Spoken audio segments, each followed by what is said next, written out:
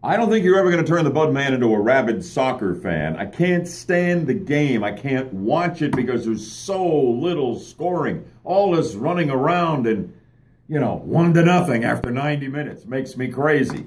Having said that, I'm a huge fan of this new stadium funding deal where Orlando City Soccer is going to pay for the entire new stadium in the Paramore area. Instead of a hybrid of funding that involves city taxpayer funds, county tourist dollars, this is the way sports stadiums and facilities ought to be built in cities around the country. Not on the backs of the taxpayers, but with the risk taken by the wealthy owners of the sports teams, who then can reap the profits. Orlando City Soccer is going to have a stadium they're going to pay for, maybe to the tune of $130 million. Best thing that ever happened to kick them in that direction, the Florida legislature deadlocking during the regular session and not appropriating the $30 million in sales tax breaks that the team was counting on to build this new stadium. And now they've announced that, hey, we got great fan support, more than 35,000 a game.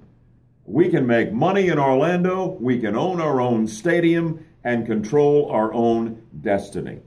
And they're going to build an expanded stadium with a seating capacity up to 28,000 right in downtown Orlando. City gets more property tax revenue. The taxpayers are off the hook. Everybody wins.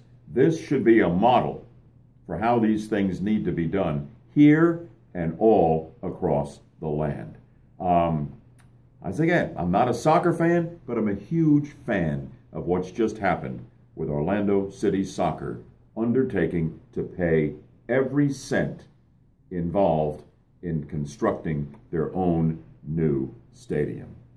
Great piece of news.